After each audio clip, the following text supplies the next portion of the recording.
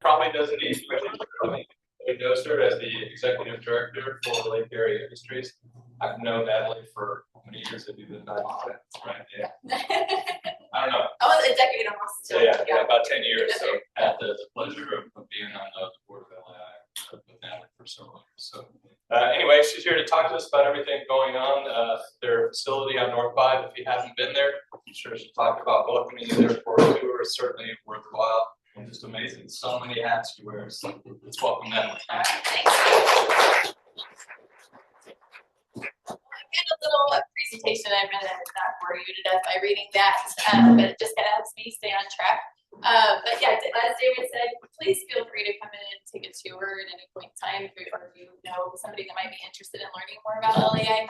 That's really the best way to come see and learn, because you get to see our employees in action. They're just the best part. So I encourage anybody. But our mission is to provide employment for adults with disabilities. So what that means is we've got the freedom basically to offer services in our community that best fit our community to make that possible. So we have 55 adults currently that work at LAI, and if it wasn't for our facility and the jobs our community supports, they wouldn't be able to work every day. They really love what they do. So thanks to each and every one of you for making that possible. All right, so this is just a picture of some of our employees statewide. We go to the Capitol every single year for what we call our Day of Choice, and that is we're going to talk to our legislators about protecting that choice of employment, because we know there are other opportunities for them. They can work competitively at any given moment. They can go to a day of service. They could do some other employment supports through DMH or VR. I'm using a lot of acronyms. Sorry, that's Department of Mental Health and Vocational Rehabilitation, where they get job supports as well. But we just want to make sure that they have an option and make that choice, because everybody's situation is different, and what works for one person might not work for the other person. So there has been times in the past, as maybe you've seen on social media, where the Department of Labor and the federal government typically don't love sheltered employment as an option. Missouri does it differently, though. We are the leader in sheltered employment, so there's nothing that is going on that's wrong in this situation. We follow all the rules and regulations, and we actually make it work. But there are some other states that have done like more of a medical model that aren't engaging always in vocational activities. But at LAI, we are, and across the state, we are. So you can be assured of that. We offer all these services in order to provide jobs for everyone every single day. Primarily, packaging and assembly type work is the best fit, because we can break those down into different steps, and our employees can master one little step, making it a very simple and repetitive job for them. So some samples of what that looks like. Our biggest customer is Keith Group out of St. Louis. They're a prison commissary supplier. So we get loose creamer cups in every single month, and we'll label a little bag and put 10 cups into the bag, and then this little card for getting smashed in the box. But we package a lot of creamer. We've got 5 different flavors, and this comes like clockwork almost every single month. So that's a lot of what we do. But one person can sit here and label all day, and that person right next to you is amazing at their job. They can label twice as much as we have. He's up to like 9,000 labels in a day. It's crazy, and they're beautiful. They're just perfectly placed. It's crazy. But that, I mean, he's amazing. And then our other employees can sit down. It can be a sitting job where they count the 10 cups, and we can even make that pretty simplistic, where they have a grid in front of them and put one in each circle, and then load them up into their bags, and we make sure we get 10 of them in there. Then we have employees that run machines to seal them, and then have to count them back into the box in QC with quality control to make sure that we're getting the right flavor in the right box and the expiration date on it and such. So the jobs vary drastically in their level of difficulty. So that all these samples are the prisons, but we also have this customer in Columbia. It's called American Outdoor Ruins, and these are snap packs. They go in guns for storage, or using them more for maintenance when you're maintaining them. But again, we break it down. Somebody puts the stickers on the card, somebody puts the bullets into the package. We have to take them shut, put them in bags and then into boxes. We have packaged little pine car accessories for Woodland Scenics right here in Wind Creek. This is body putty.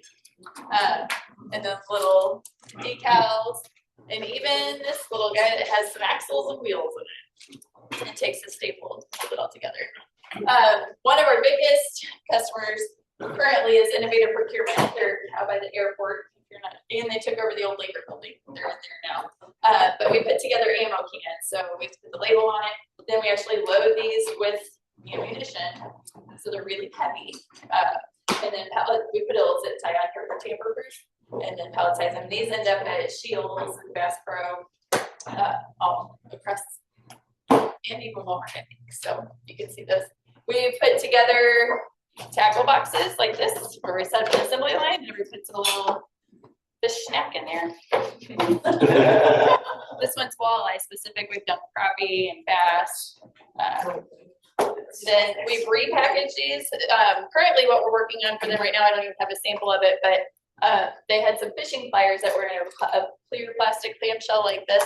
And when the customer was buying them, the handles were coming off. So they pulled them all back and they actually sorted through them and sent us all the pliers that were good. And now we're putting them on like a cardboard backer with 3 zip ties so they can be packaged and hung back up at the store. So we've been repackaging pliers for a couple weeks now and have a few more to get through. And we're packaging these targets as well. This is a different customer. They're out of Springfield, but this is a zombie shooting target. So we put 5 on one side, 5 on the other, piece of cardboard at the center, and then shrink wrap it, goes through a little heat tunnel, gets shrunk, and then we burn a little hole in it with the soldering iron so it can hang, and put them in cases of 20. We also prep no weight buoy stickers for K&R. They're in town. So they print these. We have to take the backing off and then put them on transfer paper. That way their employees can actually make the no weight buoys and they don't have to do this tedious work. We've put together components so that you don't have to inventory 5 things, or when you go to work on a boat lift, you don't have to go get 2 washers and that bowl. You can just grab everything you need and work on the equipment. So those are really good jobs for us. We also package hardware for boat dock ladders for K&R, where we put 20 nuts and bolts and washers in a little bag. We rolled silverware for both Baxter's and Celebration Cruise Line. So plastic in, either way. And we also do mailings for, like, have you ever heard of Shackley? It's kind of like a Mary Kay, yeah.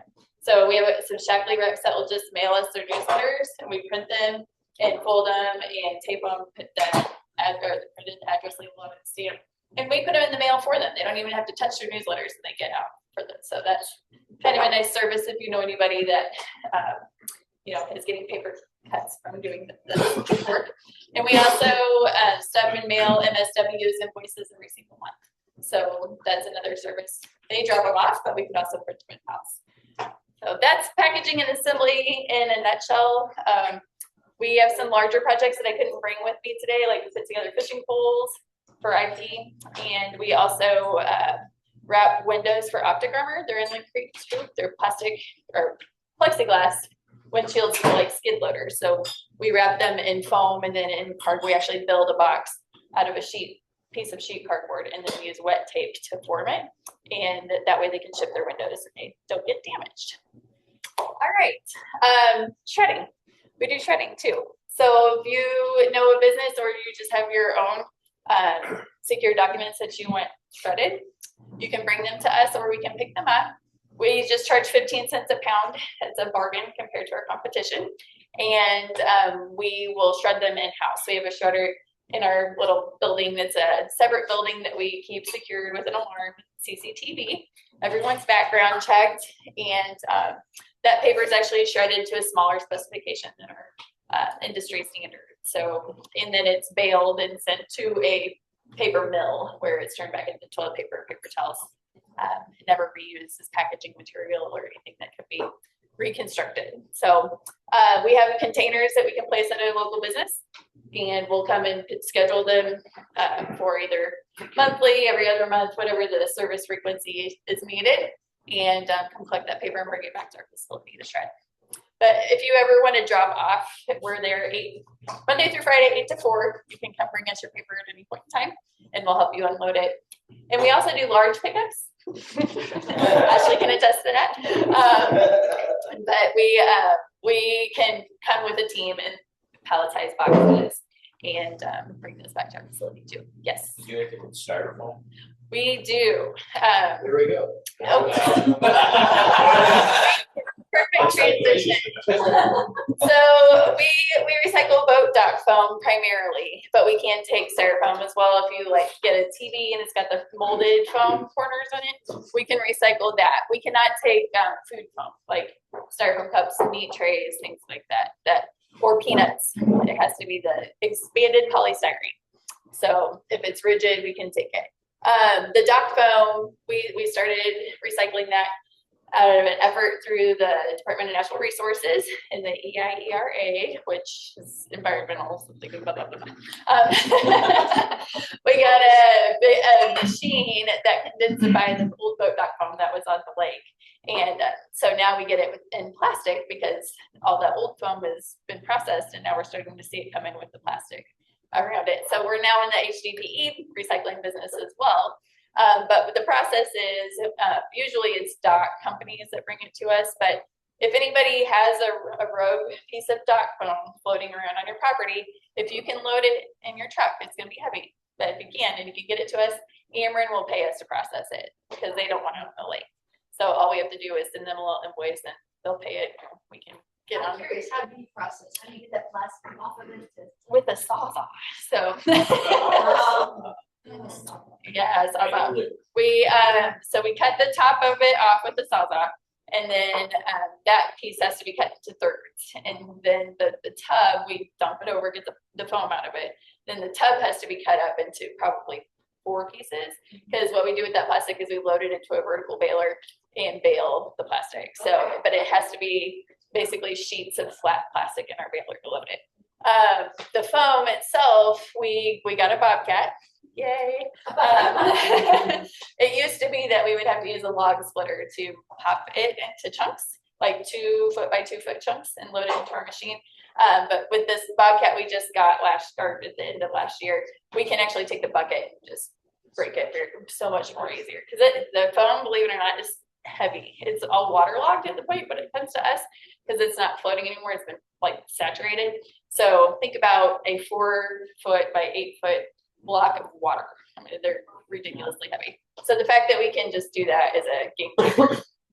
But then we load it up onto a conveyor belt. That machine, the densifier, grinds it up back into like popcorn. And there's an auger that spins and puts a lot of pressure from each angle, and it compresses all the water in the air out of it, and it turns into a 1 foot cube block. So we load that onto a pallet, and it gets shipped typically overseas. But last year we sent our first load to Canada, which was a step in the right direction. So yeah, a little less shipping cost there. And the plastic gets shipped to a plastic recycler too, typically on one of the coasts. So yeah, it's exciting. But I don't want to let the cat out of the bag completely, because this is something that we're working towards.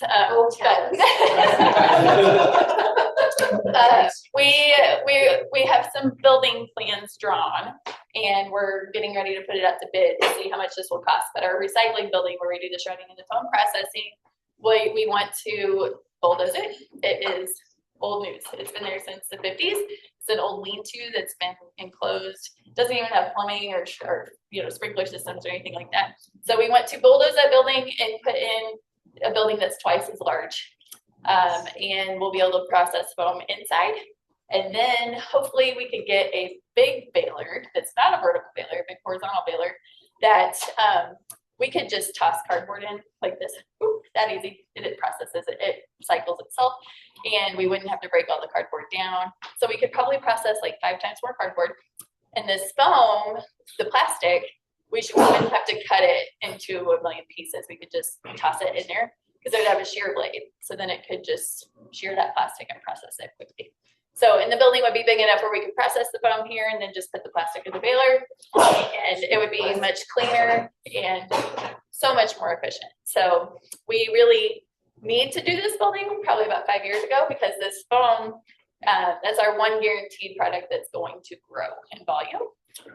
With the lake, the foam will be failing on the docks anytime, because that was mandated back in 2008. So they've been out there for a while. So anyway, we're hoping to write a NEC grant and get some tax credits that we will, hopefully I have to get the grant first, but that will be in May and would be awarded in July, and then we would have tax credits to sell it to help raise some money. But we've been trying to save some money to do something like this for a long time. So hopefully the bid will come in at a reasonable amount. We can make it happen. So anyway, that's our plan. But that will take some time, and obviously it'd be a big project, but we're really getting excited every time we sit down to talk about it. So cardboard recycling. We have a trailer at our facility that is parked right by our billboard that the general public can just drop off cardboard at any time. It's not illegal dumping. Thank you. And we also have other collection trailers across the county. At the hospital, we've got some at body shops, at Lamb House. There's one at Lamb House that you can use publicly. That's the only other one that allows the public to drop in it. But some furniture stores too, that we take cardboard at. So we constantly are processing cardboard. We probably have 3 or 4 guys that are bailing cardboard every single day. So it's a big job creator for us. And there's a lot that we need to keep out of our waste stream. I mean, it's a good thing to keep it separated. All right, and then our newest recycling effort is electronics recycling. So if you ever have an old laptop, old cell phone, old printer, PC tower, microwave even, those are the most common things we get, but we can also take Christmas lights or old speakers, anything that has electronics in it, we can take it for free. We do take TVs. There's a charge for TVs because we have to pay to get this processed. But that's probably the one that I've seen people appreciate the most, because there's not a place to take your TVs. So we do, for flat screens, if it's under 55 inches, it's $15. If it's bigger than the 55 inches, then we charge $30, which is double it. The old CRT, the deep, heavy, we have to charge $25 for those. And if they get past 27 inches, which is that's a pretty decent size CRT, then we double it to 50. But is there any other electronic device you have to charge for? Other than no, just TV. Yeah, everything else. So the reason we take it, we do like a high level sort. If we can put it into like 10 different categories and ship it by the truckload, then they will reimburse us for the electronics. Not a whole lot. The stuff isn't super valuable, but it's a little something. And it gives us another contact with the community, where people who may not know that we were there, now they're like, oh, what's this? Then maybe they'll come buy some flowers, or they'll come bring us some shredding, or maybe be our next packaging week. You just never know. So, but that's new, and it's been great. It's been very well received. We've had a lot of response from people that didn't really have a solution for this. So. And businesses, if you have old phone systems, that's another one, or old keyboards, we can take it off. So yeah, keep us in mind for that.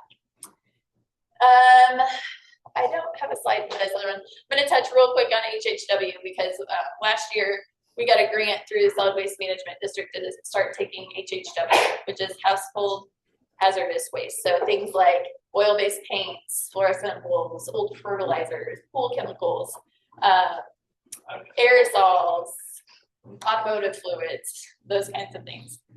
We have events set up once a month, and this year we're going to do April to October, the first Wednesday of every month from 9 to 11. You can bring us the HHW and we'll take it for free. And that's all grant funded 100%. We don't make anything on it, but again, that's another way to get the word out about LAI. But what we see is people usually bring us HHW, and then they also have electronics and some cardboard and other things in the cart. So it's been a really good fit for us to handle. But yeah, watch our Facebook page for that. We'll post the events. Lastly, our mobile work crews. This is something that we've been doing for about 3 years, really. We have a crew that goes to Lori Care Center and helps with housekeeping every single day. One helps in the kitchen and one helps in laundry as well. But they just love working there. It's been such a great partnership. because the residents, it gives them new friends. They get to connect with the residents, and the staff really loves our team too because it helps alleviate the stress off of them. So, but they do a great job, and we've been working at that same nursing home for about 3 years. And then we have been at Missouri Forget Me Not for 2 years. We have a crew that goes out there and helps them up the stalls at Missouri Forget Me Not, which is interesting because both of those business partners are nonprofits. And whenever I first started looking for that opportunity, I would never have guessed that a nonprofit would have been the best fit, but it's been wonderful. And of course, working with the horses and all the animals out at the ranch, it's like the most coveted job at LAI. Everybody wants to be on that team. It's fun. We also go to Camden on the Lake in the summertime. We spent all last summer out there helping with laundry, and they even taught our team how to make beds. So that's been a really nice fit too, but it's only in the summer because their occupancy levels obviously drop in the winter. So we have, in the meantime, though, with our other supervisor, been going to IP, the customer that we do the emo cans, the fishing poles, and the tackle boxes for. They had a bunch of boat covers that needed relabeled, and since they're so bulky, it didn't make sense to haul them to LAI and then back over to their warehouse. So we just took a team over there, and they've been working on them for 2.5 weeks, and they've got a couple more weeks to go. So that's been a nice little fill in for the meantime. And then I heard you guys talking about your trap shooting event coming up. We'll be cooking out there. We run the snack counter out there. So we cook burgers and dogs, chicken strips, and make a mean biscuit and gravy. So when you're out there for the trap shooting event, we'll be able to feed you. Originally, I heard there was like hot dogs, but I think now it's just going to be open. So plan on coming hungry. We'll feed you.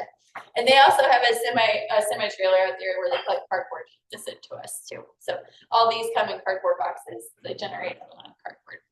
So, and we clean out there too. That's how we got started with the food counter. We used to just go out there and clean the facility once every month, and it turned into cooking. So, but it's been fun. And then we have our garden center, Gifted Gardens, which is open in the spring, mid-April to June, and then we open back up in the fall to sell moms. So everything's been ordered. We got lots of flowers coming our way starting mid-April. So please keep us in mind if any of you are flower people or gardeners, or just ever buy flowers for people in lives.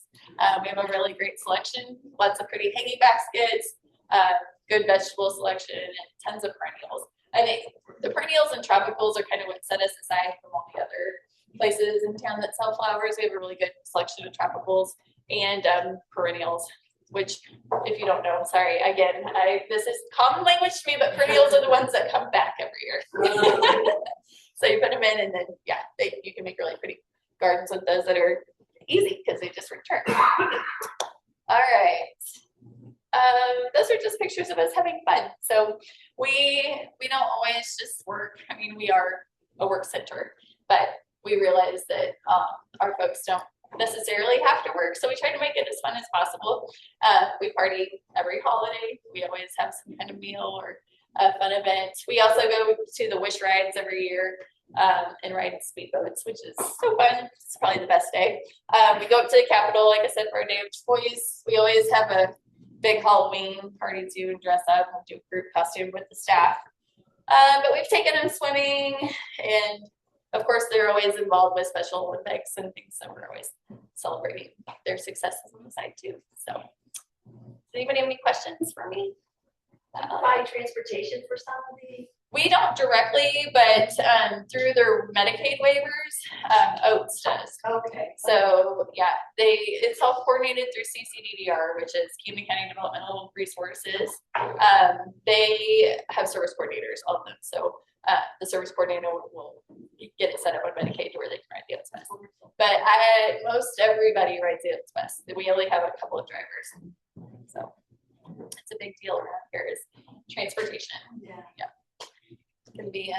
Can be a hurdle for a lot of people.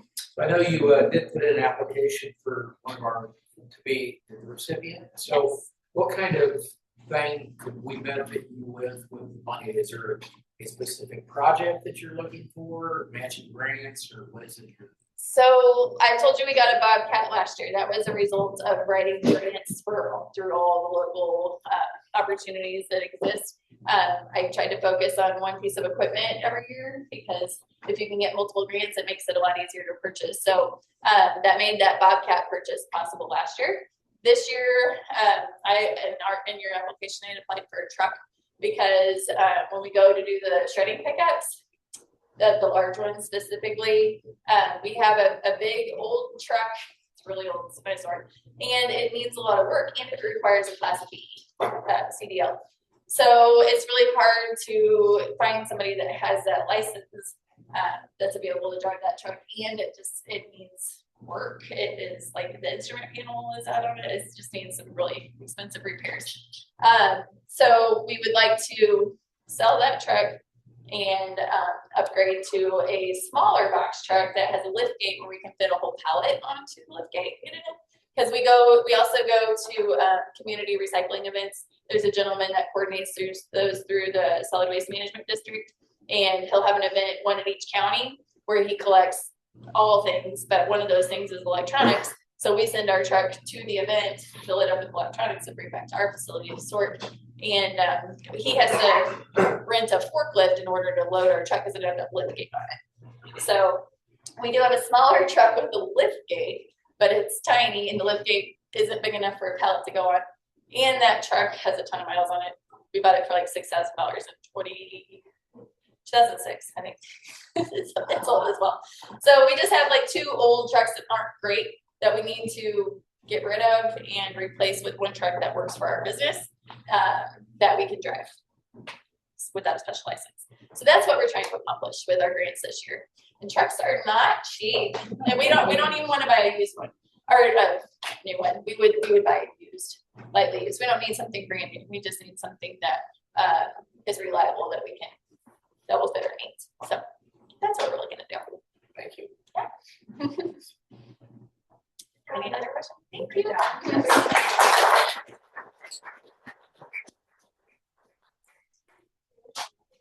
We're going to spend